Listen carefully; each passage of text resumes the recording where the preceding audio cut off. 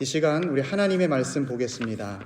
하나님께서 오늘 우리에게 주신 말씀은 사무엘상 9장 15절에서 17절 말씀입니다. 구약성경 사무엘상 9장 15절에서 17절 말씀.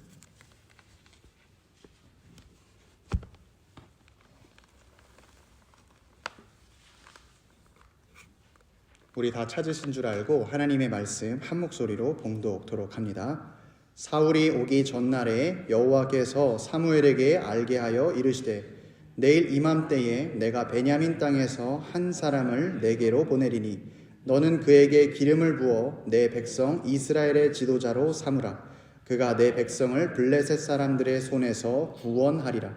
내 백성의 부르짖음이 내게 상달되었으므로 내가 그들을 돌보았노라 하셨더니 사무엘이 사울을 볼 때에 여호와께서 그에게 이르시되 보라 이는 내가 내게 말한 사람이니 이가 내 백성을 다스리리라 하시니라. 아멘. 저는 오늘 본문 말씀을 통해서 하나님의 관심이라는 제목으로 주의 말씀을 선포하도록 하겠습니다. 실존주의 철학자 하이데거라고 하는 분이 있습니다. 이분이 인간의 존재에 대해서 굉장히 고민하고 그 인생의 문제를 풀어가기 위해서 생각하다가 인간이란 누군가라고 했을 때 이렇게 이야기했습니다. 인간은 그저 세상에 던져진 존재이다. 이렇게 이야기를 했습니다. 그러니까 우리가 태어나고 싶어서 이 땅 가운데 태어난 사람이 없고 또 내가 한국 사람이고 싶어서 또 나의 부모님을 내가 정해서 태어난 사람이 없습니다. 그냥 눈을 떠 보니까 지금 이 자리에 그냥 내가 함께하는 사람들과 살아가고 있는 것입니다. 하이데거는 이것을 던져졌다라고 표현합니다. 우리가 살아가는 이 삶은 아무런 의미도 목적도 없이 그냥 우연하게 시작되었다는 것이죠. 그래서 그는 인간이 가장 인간답게 살기 위해서는 우리 삶 가운데 있는 이 우연함, 여기에서 의미를 찾아야 한다고 말합니다. 우리는 여기서 중요한 통찰을 깨닫게 됩니다. 실제로 우리가 진정 행복하기 위해서는 우리 삶 가운데 무의미함이 아니라 의미를 찾아야 한다는 것이죠. 오히려 우리가 힘든 일을 겪게 되는 것보다 무의미함 속에 살아갈 때 우리는 어려움을 느낍니다. 지금 나한테 이게 무슨 의미가 있을까? 내가 일하는 것이 내가 없어도 회사는 잘 돌아갈 거고 마치 큰 공장에 나라는 사람은 그냥 부품과 같이 소모되는데 나는 도대체 어떤 인간인가? 이런 무의미함 속에 고민하게 되는 것이죠. 또 내가 다른 사람을 위해서 수고를 하게 될 때 그 사람이 그것을 아무런 쓸모없다고 느낄 때 내가 수고해도 상대방이 그것에 유익도 느끼지 못하고 고마움도 표현하지 않을 때 우리는 좌절하게 됩니다.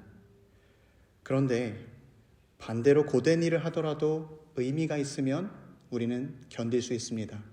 힘들고 수고롭더라도 가치가 있으면 우리는 참아낼 수 있습니다.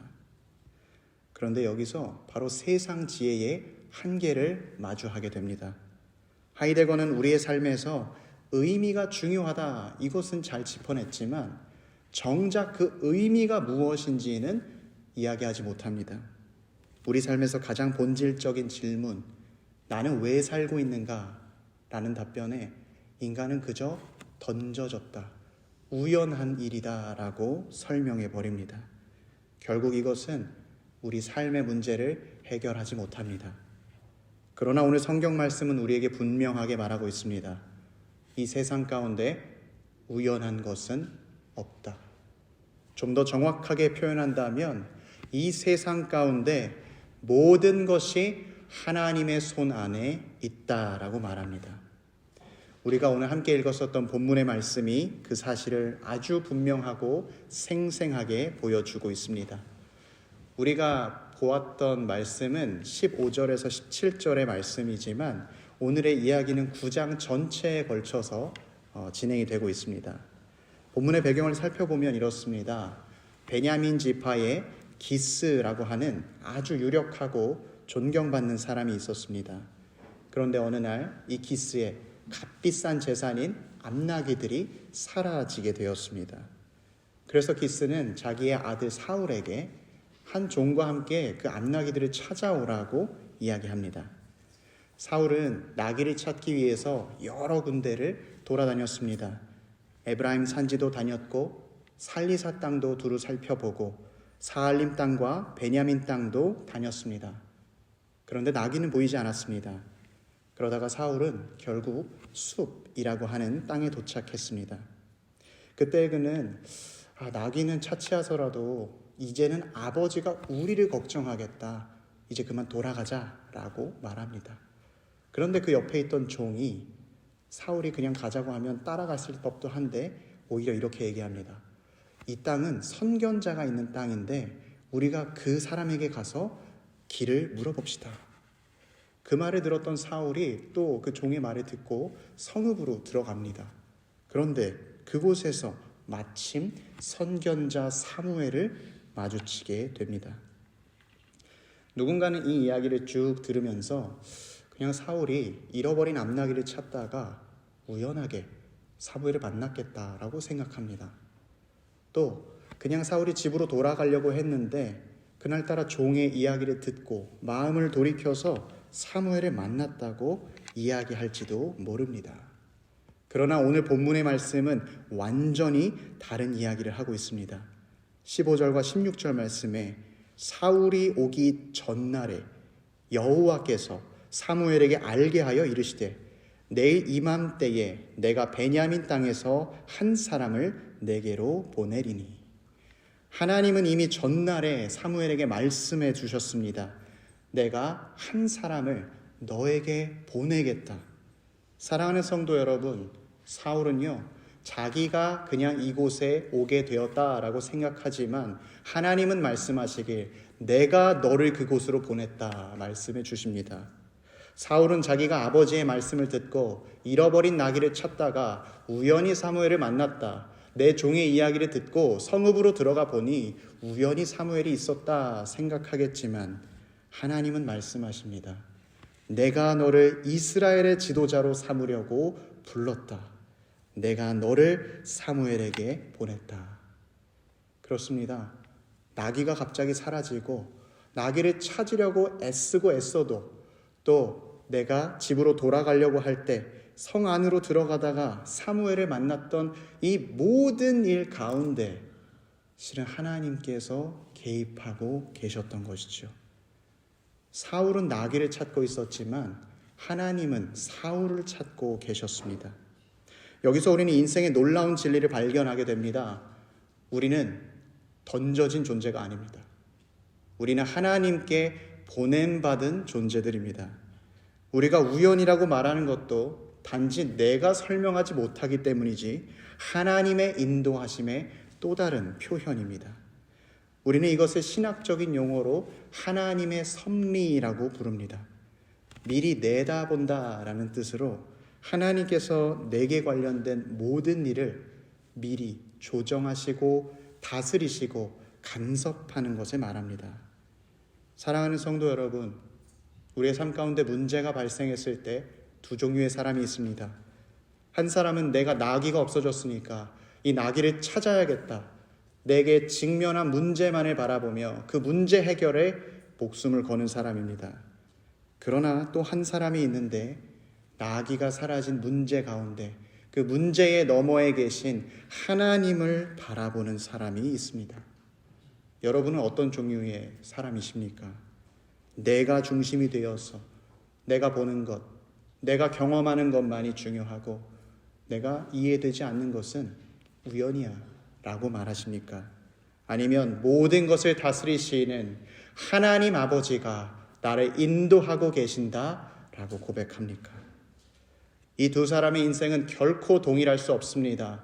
같은 시간과 같은 공간에서 살아가지만 이 두 사람의 삶의 의미와 가치는 완전히 다른 것입니다. 저는 우리 모든 피스메이커 교회 교우분들이 보이는 현상이 아니라 그 현상 너머에 계신 하나님을 바라보길 축복합니다. 이 시간 나를 인도하셔서 이곳까지 인도해 주신 하나님을 믿는, 그분을 바라보는 영적인 눈이 열리기를 축복합니다. 성경에 많은 신앙의 선진들도 이 믿음의 눈을 가지고 있었습니다. 모세가 갓난아기일 때 그는 가족들에 의해서 나일강에 던져졌습니다.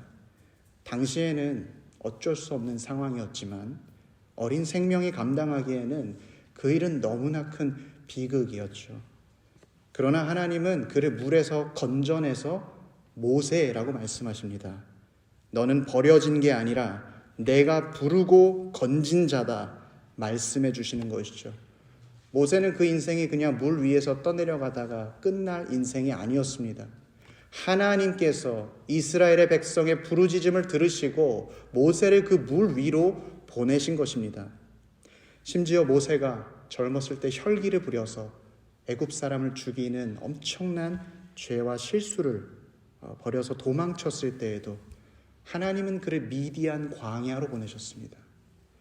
그리고 모세는 거기에서 후에 자기가 이스라엘 백성을 인도해낼 때 필요한 광야의 지식과 광야의 경험을 다 배울 수 있었습니다. 사랑하는 성도 여러분, 우리의 인생 가운데도 돌이켜보면 우연이라고 생각되는 일들이 많이 있습니다. 어떻게 그 타이밍에 그런 일이 발생했을까? 만약에 내가 그때 그 사람을 만나지 못했다면 내 인생은 어떻게 되었을까? 그러나 우리가 우연한 사건이라고 생각했던 일도 믿음의 눈으로 보면 그 가운데 하나님의 목적이 있었음을 깨닫게 됩니다. 왜냐하면 하나님은 선하시고 실수가 없으시며 결코 후회하지 않으시기 때문입니다. 그렇다면 오늘 우리를 향하신 하나님의 이 목적, 하나님의 이 인도하심은 우리를 어디로 향하여 갑니까? 16절의 말씀을 다시 보십시오. 내일 이맘때에 내가 베냐민 땅에서 한 사람을 내게로 보내리니 너는 그에게 기름을 부어 내 백성 이스라엘의 지도자로 삼으라. 그가 내 백성을 블레셋 사람의 손에서 구원하리라. 사울을 부르신 이유는 단 한 가지입니다. 나의 백성을 구원하기 위함입니다. 그렇습니다. 하나님의 관심은 언제나 우리의 구원에 있습니다. 하나님께서는 모든 만물을 만드시기 이전에 이미 우리를 부르셨고 우리를 의롭다고 말씀하시기 위해 그분의 일을 해나가십니다. 사울도 오늘 하나님의 이 계획 안에 있었습니다. 하나님은 사울이 나귀를 찾아다니기 이전에 이미 그를 이스라엘의 왕으로 세우기로 결정하셨습니다. 심지어 하나님의 구원 계획은 인간의 악함과 연약함 가운데에도 변함없이 지속되었습니다. 사울이 처음 왕으로 등극할 때만 해도 그는 굉장히 겸손한 사람이었습니다. 나귀를 찾아오라라는 아버지의 말씀에 즉시로 순종했고요. 또 아무런 배움이 없는 그 종이 우리 선견자의 집에 가봅시다 라고 얘기했을 때 자기의 뜻을 돌이켜서 그 말을 따랐습니다. 또 사무엘이 자기에게 기름을 붓겠다고 할 때는 나같이 미약한 자가, 나같이 부족한 자가 자기 자신을 낮출 줄 알았습니다. 그런데 그는 얼마 지나지 않아서 교만함에 빠졌고 처절한 실패를 경험합니다. 하나님이 아말렉과의 전투에서 모든 것을 진멸하라, 모든 것을 남겨두지 말아라 라고 말씀하셨지만 사울은 듣지 않았습니다. 그는 자기 자신을 왕으로 세우신 하나님의 목적과 관심을 잊어버렸습니다. 내 백성을 구원하겠다는 하나님의 마음을 무시했습니다. 오히려 그는 사람들이 나를 왕으로 인정해주지 않으면 어떡하지? 하는 그 눈앞의 두려움의 문제에 하나님을 바라보지 못했습니다. 이처럼 인간은 처음에는 겸손하다가도 금세 나의 교만으로 하나님을 바라보지 못하고 하나님께서 나를 세우신 이유도 잊어버립니다. 이것이 모든 인간의 연약함입니다. 첫째 아담이 실패했고 사울이 실패했고 그 첫째 아담의 모든 계보의 사람들이 다 실패했습니다. 그러나 이것이 하나님의 실패는 아닙니다. 하나님은 인간의 실패에도 불구하고 새롭고 산 길을 열어주셨습니다. 다윗의 자손에서 영원한 왕, 마지막 아담이신 예수 그리스도를 보내주셨습니다. 하나님은 예수님께 기름을 부으셨고 그분에게 내 백성을 구원하라 사명을 주셨습니다. 그리고 예수 그리스도께서는 하나님의 계획하심에 죽기까지 순종하여 우리에게 죄 사함과 사망 권세를 이길 힘까지 허락해 주셨습니다. 사랑하는 피스메이커 교우 여러분, 만약에 우리가 이 땅에 던져진 존재라면 하나님께서 왜 사랑하시는 독생자 아들 예수 그리스도를 우리에게 보내주셨겠습니까? 우리는 던져진 자가 아닙니다. 하나님께서는 우리의 연약함과 악함도 고치셔서 새롭게 하여 우리를 사용하길 원하십니다. 그래서 예수 그리스도를 나의 구주로 고백하는 신자는 누구나 나의 인생이 던져진 게 아니라 하나님으로부터 보냄받았음을 확신하게 됩니다. 내가 주님의 선하신 뜻에 구원받았고 주님께서 나의 보증 되신다는 것 또한 믿을 수 있습니다. 그러니 삶 가운데 어려움을 만났을 때라도 염려하지 마시기 바랍니다. 주님의 구원하심을 바라보시기 바랍니다.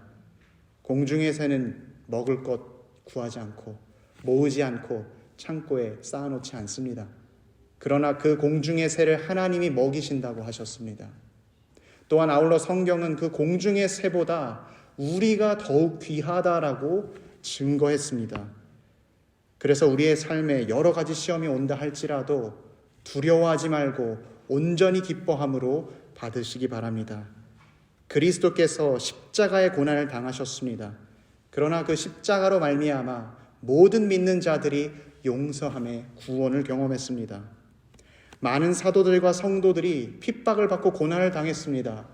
그러나 그 핍박과 고난 때문에 복음이 전 세계로 퍼져나가게 되었습니다. 오늘 믿음을 가진 우리에게도 분명히 어려움이 찾아옵니다. 그러나 우리가 확실하게 아는 것은 그것까지도 하나님께서 합력하여 선을 이루신다는 사실입니다. 그러므로 시험 가운데 낙심하지 마시기 바랍니다. 우리가 하나님의 인도함을 받아 도착하는 곳은 구원이요 영생이요 하늘나라이기 때문입니다. 구원으로 인도함 받는 중에 잠깐의 환난을 당할지라도 장차 나의 천국, 하나님께서 주신 구원 바라볼 때 우리는 힘을 얻어 살아갑니다. 영국의 유명한 찬송 작가인 윌리엄 카우퍼의 이야기를 소개해드립니다. 그는 32살이 되었을 때 인생이 너무나도 고통스럽다고 느껴서 이런 인생을 살 바에는 그냥 포기하는 게 낫겠다 결론을 내렸습니다. 그래서 그는 강에 뛰어내릴 작정으로 마차를 타고 테임스 강으로 가자고 마부에게 이야기를 합니다. 그런데 그 마부가 이 청년의 표정을 보니까 심상치가 않아요.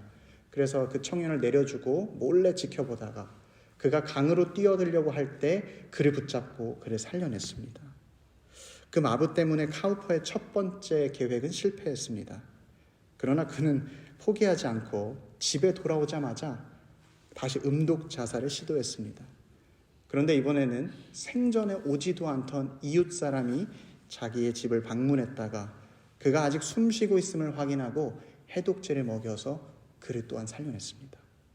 두 번째 자살에도 실패한 그는 내가 이래서 죽을 수가 없구나 생각하여 이번에는 문을 걸어 잠그고 면도날로 자기 손목에 동맥을 끊고자 했습니다.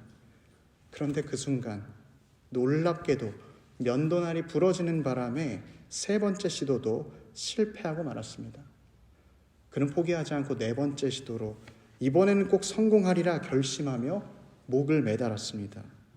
그러나 목을 매단 순간 또 이웃집 사람이 찾아와 그를 발견하고 끈을 풀어 병원으로 데려가 그를 살려냈습니다. 이후에 그는 이웃들에게 교회로 초청을 받게 되었는데 그 교회가 나 같은 죄인 살리신 주 은혜 놀라워를 만든 존 뉴튼 목사님의 교회였습니다. 그는 그곳에서 하나님의 복음을 듣고 예수님을 영접했습니다. 그리고 얼마 가지 않아서 자기에게 시를 쓰는 재능이 있다는 걸 발견하게 됩니다. 그리고 많은 찬송을 그가 지었는데 우리에게 알려진 찬송이 바로 샘물과 같은 보혈은 이 찬양입니다. 내가 너의 곁으로 지나갈 때에 너가 피투성이가 되어 발견하는 것을 보고 내가 이르기를 너는 피투성이라도 살아 있으라. 다시 이르기를 너는 피투성이라도 살아 있으라. 이 말씀 가운데 윌리엄 카우퍼는 죽지도 못하고 계속해서 다시 살아난 그 자리에서 예수님을 바라보게 되었습니다. 그가 하나님의 뜻을 알게 되자 그의 삶은 자살 미수자에서 찬송하는 자로 하나님을 높이는 영광스러운 사람으로 변화했습니다. 그는 이렇게 고백합니다. 하나님은 신비로운 방식으로 움직이시며 놀라운 일을 행하신다. 하나님은 바다에 그의 발자국을 남기시고 폭풍을 타고 우리에게 오신다. 사랑하는 성도 여러분, 우리는 결코 이 땅에 우연히 존재하는 사람들 아닙니다. 하나님께서 사랑으로 부르셨고 구원의 길로 지금도 인도하고 계십니다. 우리가 살아가는 이 길 가운데 만나는 사람에게도 또 때로는 힘든 고난을 겪을 때에도 하나님의 세밀하신 손길과 목적이 있습니다. 그러므로 오늘 내게 주어진 삶을 허투루 살지 마시기 바랍니다. 우리가 잠시 흔들릴 수는 있어도 주님 떠나지 말아야 합니다. 누가 보지 않아도 하나님께서 보시기 때문에 최선 다해야 합니다. 내가 지금 가고 있는 이 길이 마음에 안 들지라도 포기하지 말아야 합니다. 왜냐하면 나는 알지 못하지만 주님께서 그 일을 통해 우리를 인도해가고 계시기 때문입니다. 사랑하는 성도 여러분, 지금 내가 서 있는 자리, 나에게 주어진 모든 시간과 만남은 하나님의 구원 계획 안에 있습니다. 우리가 인생 살아갈 때 왜 이런 일이 나에게 계속 벌어지는가? 답을 알 수 없어서 답답할 때도 있을 것입니다. 그러나 그때마다 기억하십시오. 우리는 하나님께 보냄받은 존재입니다. 오늘도 나를 부르신 하나님을 신뢰하며 주님이 인도하시는 길을 감사함으로 걸어가시기를 축복합니다.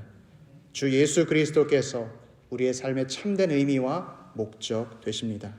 우리 그분 바라보며 믿음으로 이 길 끝까지 걸어가겠다고 결단하고 살아가는 우리 모두가 되길 주의 이름으로 축원합니다.